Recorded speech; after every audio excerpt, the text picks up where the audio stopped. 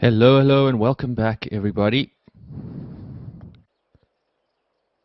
My name's Russell Gerber, and you're with us for the Ranger Show. Back again from a short break. I hope you didn't miss me too much, but I'm sure Jamie entertained you with some wonderful sightings last week. I hope you were all very nice to her while she was here.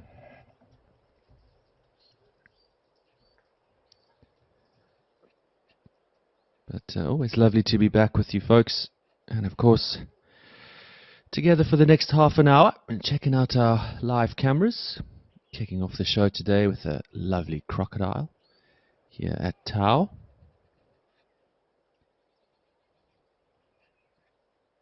Real estate getting more and more rare for the crocodiles as the water disappears.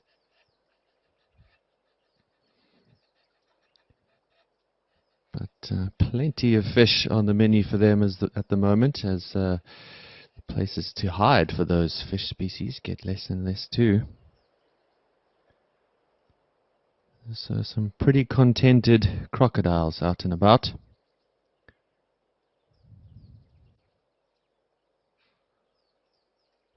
And as always, folks, if you have any comments, questions, or just want to say hi, always wonderful to say a quick hello to everybody.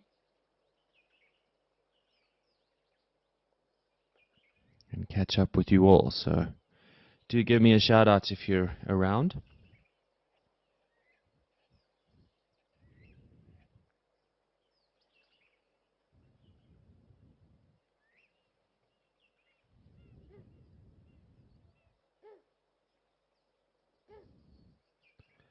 So hello to all of you. I think Marcel is back. Welcome back, Marcel. Stephanie, great to have you from the East Coast in the USA.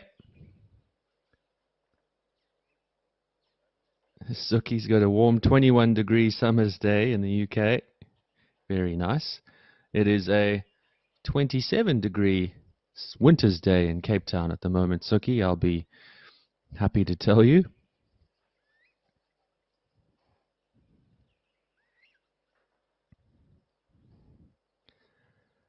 And hello to Philippe and Diane as well. Lovely to have you with us. So, as always, folks, we'll be checking out the live cameras, seeing what we've got around, and whatever might come down to the water holes. As I've mentioned in the past, we've got quite a lot of action at the moment with just so little water around in the reserves. We've got so many animals concentrated around the water holes, from the feathered variety to the furry variety, and even the scaly variety, as we just saw when we started. And you see some playful baboons off in the distance there. I think they were hanging around for a while now, for about the last half an hour or so, scraping up what little they can find out in the open fields. And of course our lazy wildebeest, still taking it easy by the water hole.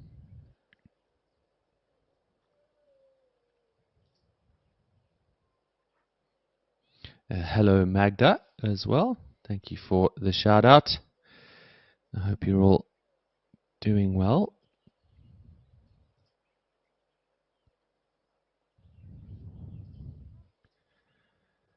Just having a little look around here at Tau and see if there's anyone hiding out that managed to escape our wonderful zoomies out there. But as always, looks like we're on the ball, or they're on the ball.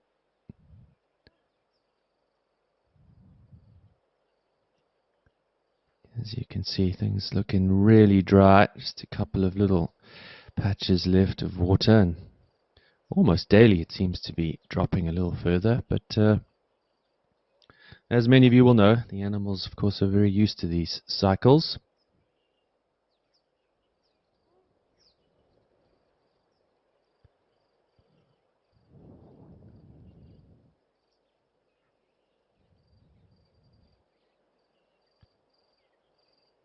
Let's head on over to Tembe Let's see what we've got happening on that side.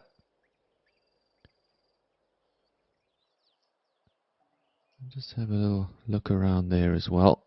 It doesn't look like our afternoon elephants have arrived just yet. Sure they'll be down shortly.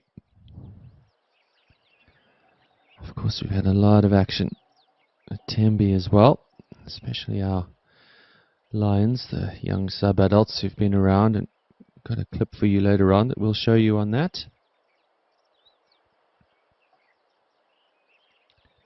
Looks like a couple of impala having a little afternoon graze. Of course, mixed feeders, the impalas. Sometimes see them feeding on the shrubs and leaves, other times on the grass, depending on what's available.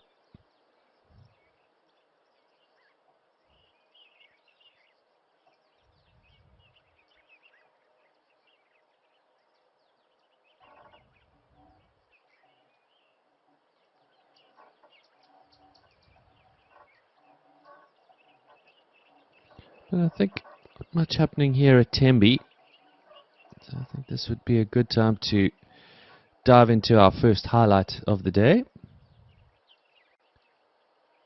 And this has been a lovely clip, or a lovely visitor that we've had around Olifants for, or had around Olifants for a few days actually. Which is of course this gorgeous Pell's fishing owl. And just love this little clip because this owl seemed very confused about the physics involved with walking on the edge of a sandbank.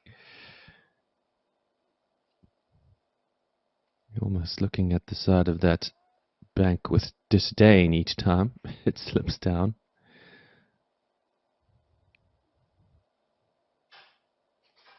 But of course not uncommon to see the Pell's fishing owl on the ground like this and wading for food. More commonly though, they will simply fly over the water using any sign of a ripple in the water to fly overhead and plunge those long talons into the water as they fly over, very much like a fish eagle or a bald eagle for our American viewers out there.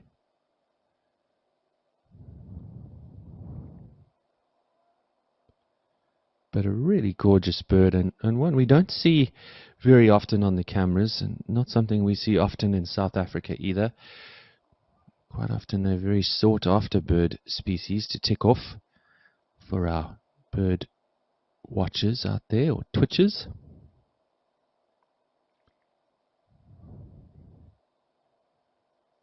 But a unique looking owl, almost a rusty orange color. And actually found all over the continent, particularly around the equatorial regions. But a really cool clip of him watching that owl trying to figure out walking on the edge of a dry sandbank. But we're back live now, also at Olifants, with this lovely giraffe bull looking intently off into the distance. So maybe he spotted something that we don't see.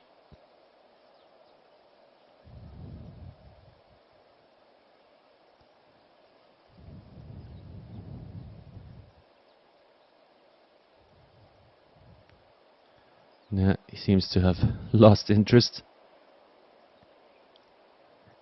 So I wonder if he came down for a drink of water at the river, or if he's simply passing through.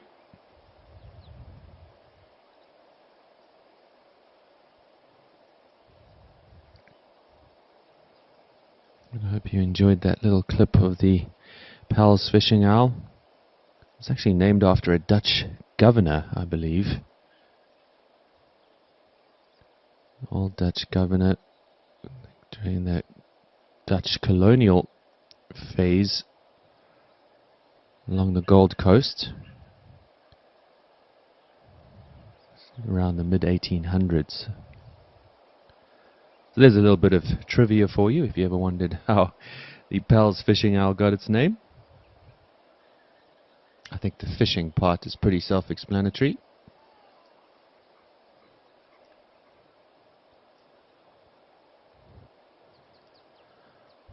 And our giraffe now just enjoying the shade here.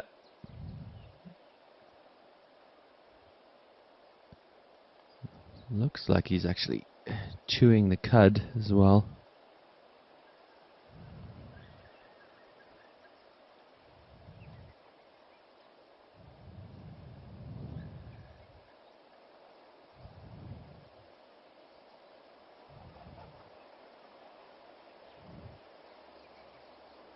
No, he is actually getting some fresh stuff, just grabbing some of the leaves there. Of course, it's the great benefit of being the tallest mammal. There's almost always some food available. Not too many other animals that can compete with the giraffes when it comes to browsing. You'll often see, particularly this time of year, especially areas along where the permanent water sources are, and you'll see many of the trees and shrubs in the area have a distinct, what is known as a browsing line, where the majority of your antelope species that are browsers, that's as far as they can reach. And below that line is often very little available in terms of leaves. And the giraffes don't have to worry too much about that. And giraffe also have a very effective digestive system. They are, of course, ruminants. They have chambered stomachs, 4-chambered stomach.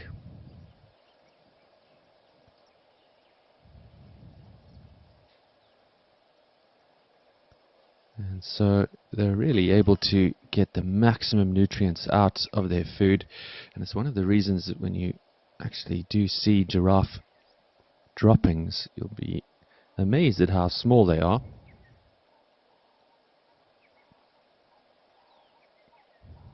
For an animal that size.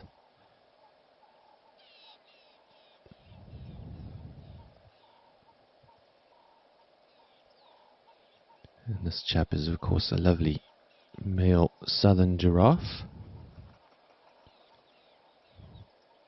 The southern giraffe, to give you an idea, the majority of the time will be around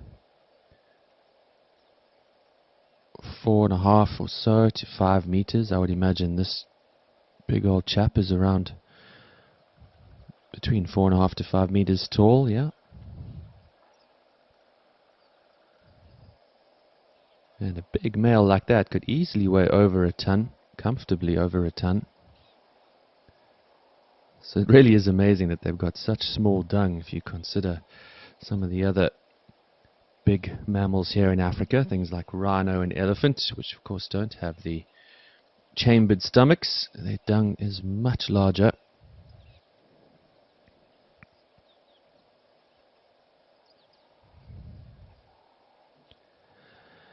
That's something for many of you who've joined us many times on the show. We often talk about dung. It is often a very important part of tracking and finding animals. It also gives us a lot of clues into the health and feeding of those animals.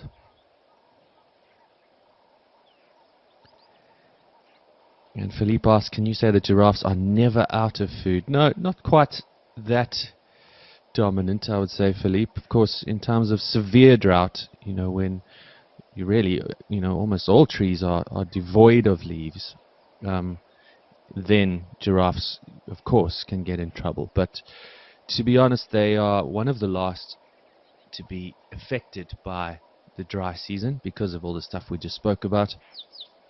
And so they actually are incredibly hardy. And in many areas, if they're left in peace, do very well. But often a preferred prey species when it comes to lions. Even big clans of hyena been known to take down giraffe. So even though they can handle pretty dry conditions. Often they do get targeted by the big African predators, so that is certainly something that can keep their numbers down.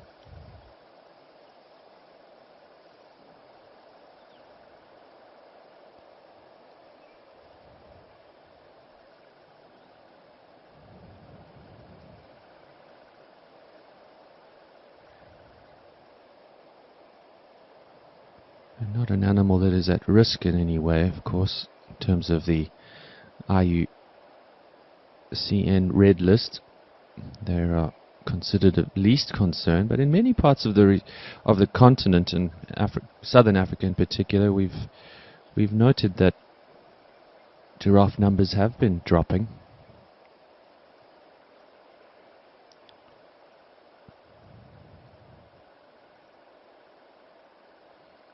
And the last sort of numbers I got for Kruger, giraffe numbers were anywhere between 7 to 10,000 giraffes, which is a pretty good number, bearing in mind that the Kruger Park is a massive, massive area.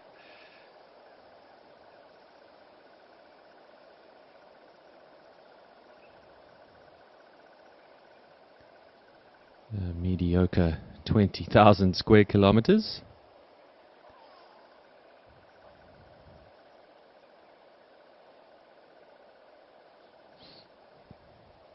But always lovely to see them. But well, let's have a look at one of the giraffe's counterparts. Actually, part of their name comes from this individual. And it was a beautiful clip that we caught on the Rosie's Rock Cam, which of course is one of our new premium subscriber cameras. And here you see it just gives a wonderful angle and clarity on the camera.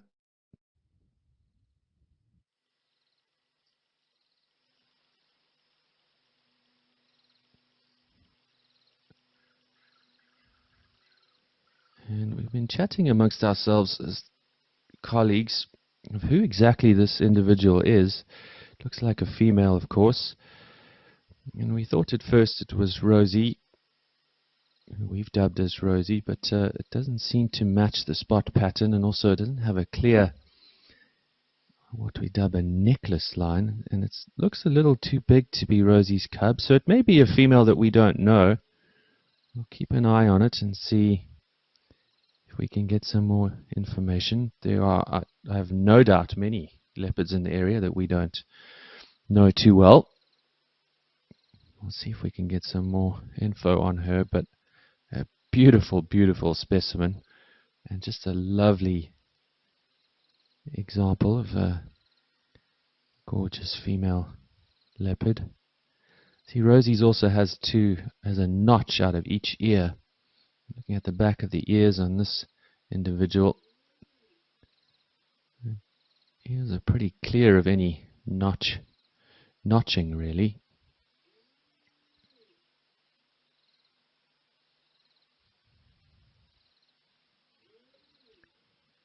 And then maybe that can be today's question for you. I know you guys are really good at keeping your eyes on the animals. So if any of you out there have any idea who that leopard is, always love to have a little further information. So if you got any ideas on who that was, let me know. Love to add her to our little leopard ID book that we've started. Philippe asks, is there added light in that camera, or is it just incredibly good? Philippe, that is absolutely pitch black. No added light there at all. It is just a higher resolution camera, a newer camera with even better new technologies. And as you see, just getting unbelievable resolution and pictures from those new cameras. So yeah, great incentive if you do want to check out the cameras on the Rosie's Rock Cam, and of course the Nomad Cam.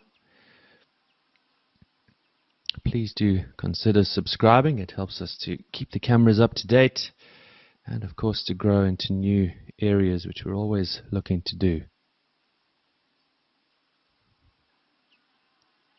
We're back live now, of course. And here we are on the Rosie's rock cam.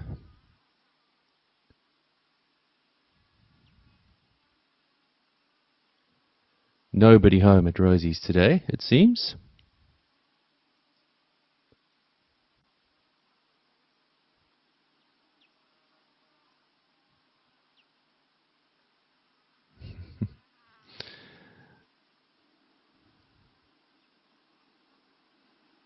I think we got a little mongoose on the other side of the watering hole there.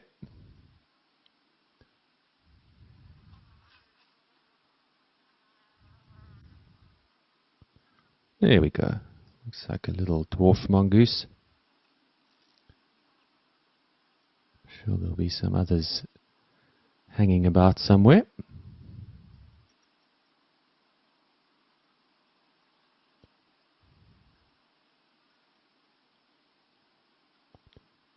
We've seen them hanging around this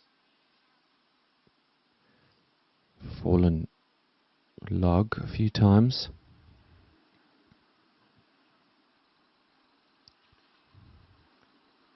Might be part of their small little territories.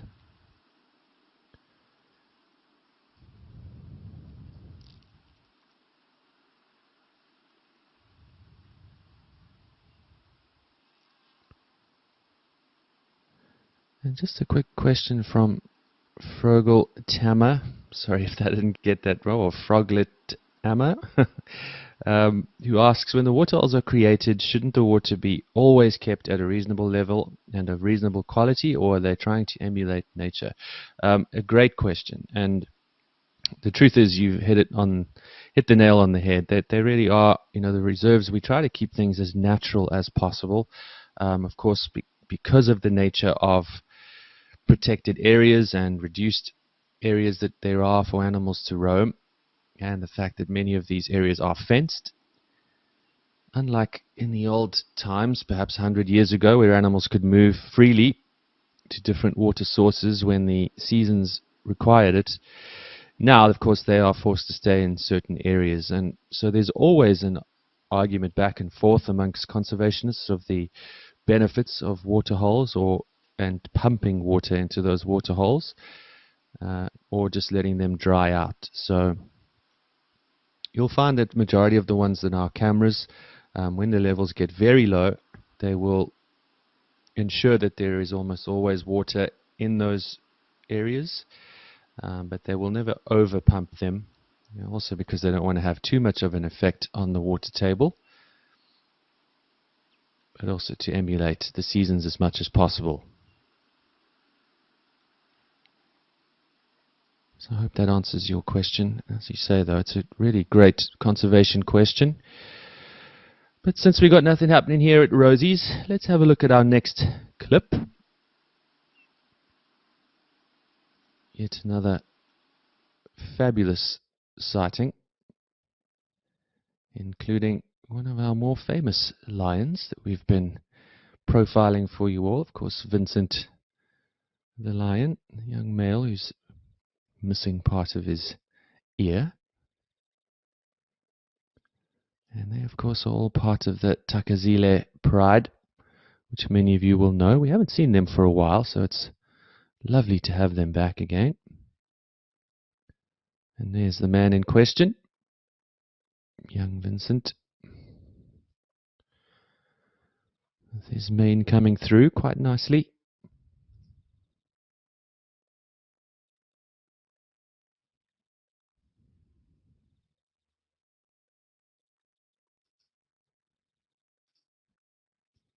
But always really nice to see them together.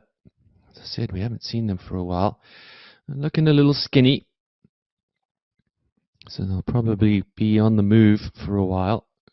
Here's Vincent again. I'm sure they'll be looking to do some hunting. And who knows, maybe they got lucky with something. after this clip. This was about 4 days ago now, or 3 days ago. So I'm hoping they've got lucky since then. But yeah, nice to see a little glimpse of the Takazile pride. I'm back live now. We're at Kwamaritan with our Egyptian geese and the little goslings.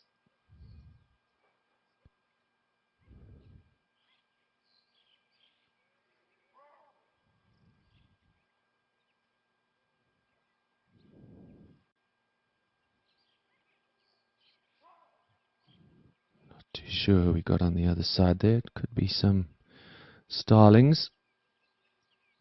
Namakwa doves, hard to tell.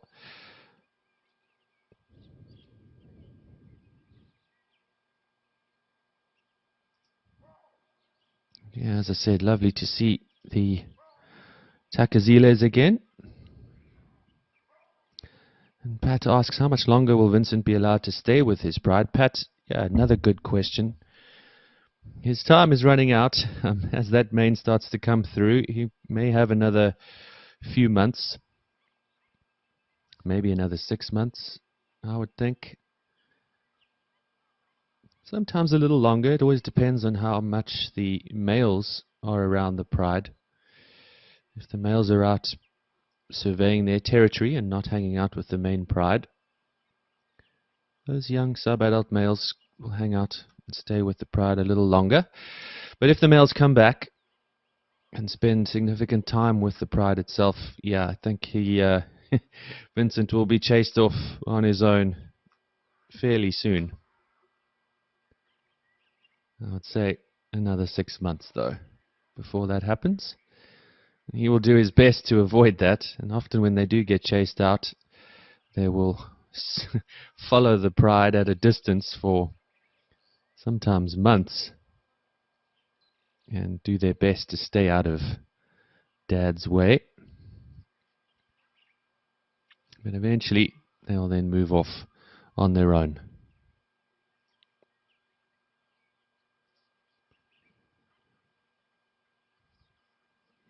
And one more clip, I think, before we run out of time today.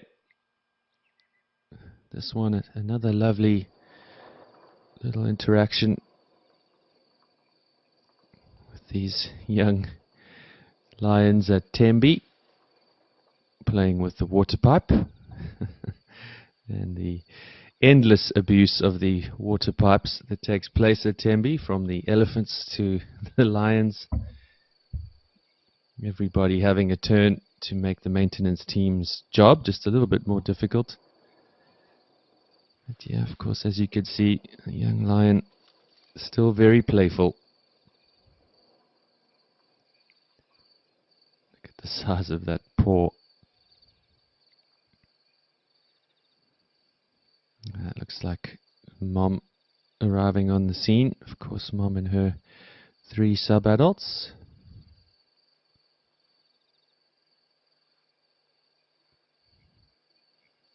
You can see the 2 boys and her 2 sons and her daughter. And we've seen some really great action from all of them in recent times, catching some prey by the waterhole.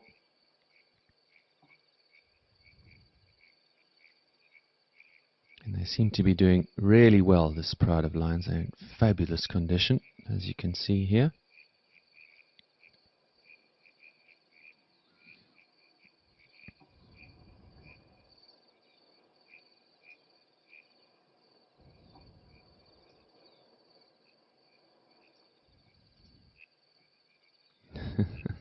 And all 3 of them having a go at the water pipe now.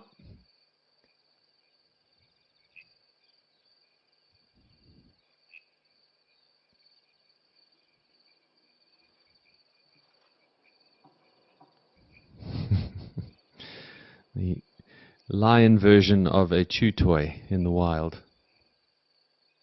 They're often very curious about things like that. I've been on a few game drives where guests or myself, we've accidentally dropped something out of the vehicle, like a blanket or a glove or a hat. I just love watching them play, and often, especially the young lions, sub-adults will often come and check out those things, put them in their mouth, claw them a little.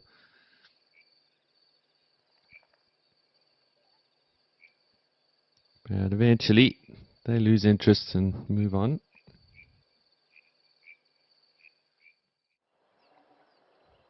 As you can see, a game of tag is always more fun for a young lion. But a really cool clip from Tembi. Always lovely to watch those lions playing. That one was from 2 days ago, I think, on the 20th of September.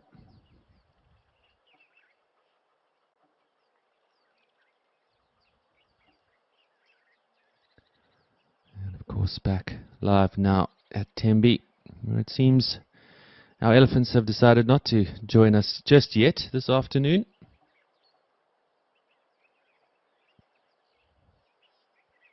But nonetheless,